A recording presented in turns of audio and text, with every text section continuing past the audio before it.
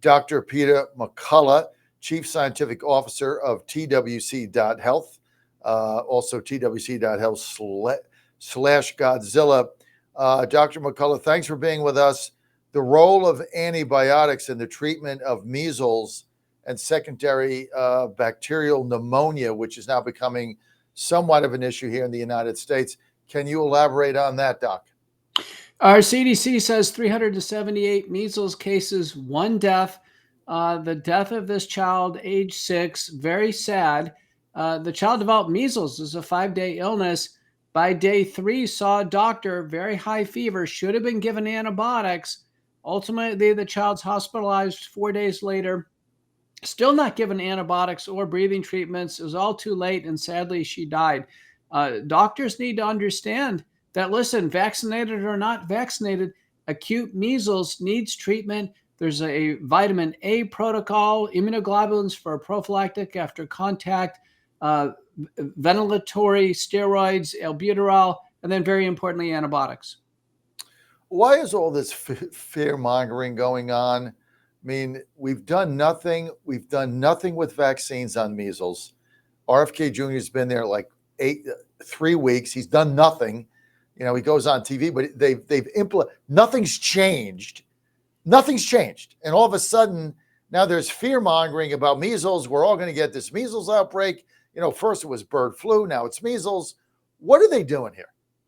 We're having about an average year for measles. A few years ago, there was 1,200 cases. Currently, we're at 378. I think it's the left-wing media is essentially going after Kennedy for his prior statements regarding the overall childhood vaccine schedule. But it's got nothing to do with what he's doing now, so there's no relation. You know, they are, in a sense, trying to attack the Trump administration from all angles, you know, in the commentary. So, for instance, my counterpart on CNN, Sanjay Gupta, you know, the only thing he ever concludes is, well, we need to take more vaccines.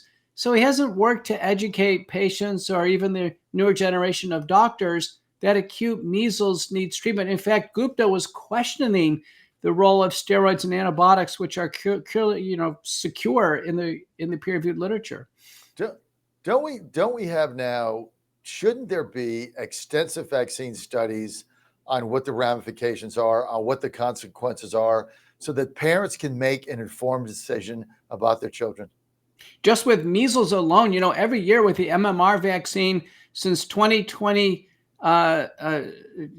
going forward, we actually have data longer than that. There's about 5 to 6 measles vaccine deaths every year reported in the vaccine adverse event reporting system. The range is 1 to 11. So if we've had 1 measles death versus 5 to 6 vaccine deaths, we have to weigh out risks and benefits. Our RFK is right.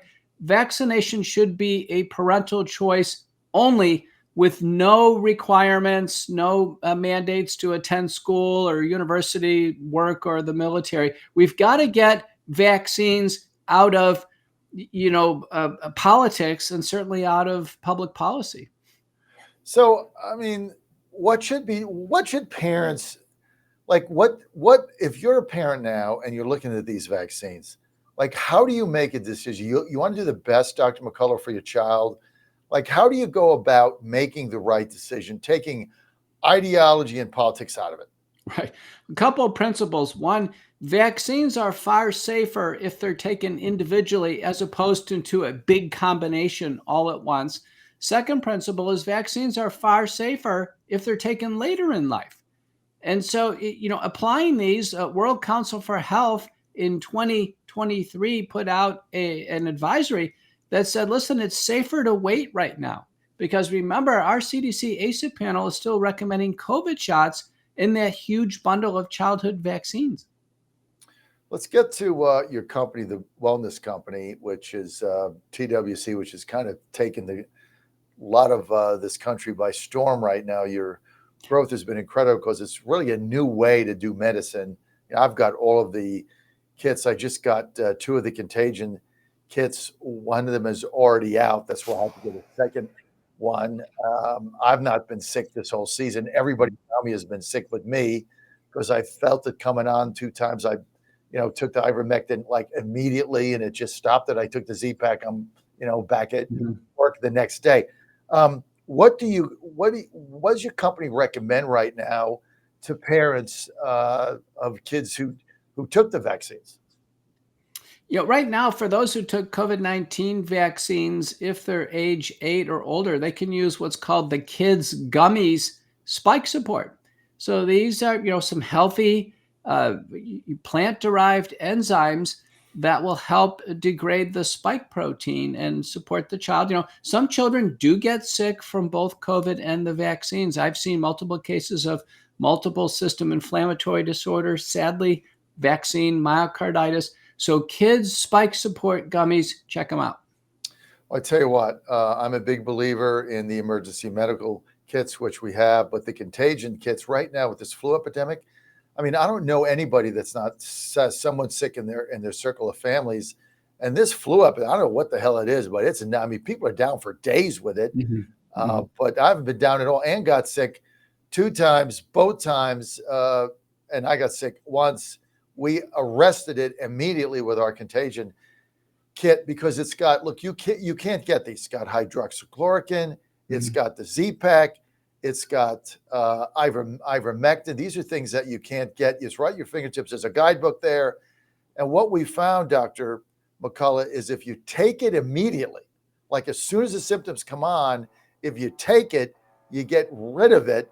And so you're not sick for a week. If you wait 3 days, you're behind the 8 ball. All you have to do is go to twc.health/Godzilla, twc.health/Godzilla. Get your contagion kit there. Promo code Godzilla, 10% off. Promo code Godzilla, 10% off. Every family should have a contagion kit and an emergency kit. And in the long run, you're going to save a fortune and feel better. twc.health/Godzilla. Promo code Godzilla, 10% off. Dr. McCullough, thanks for being with us. Thank you.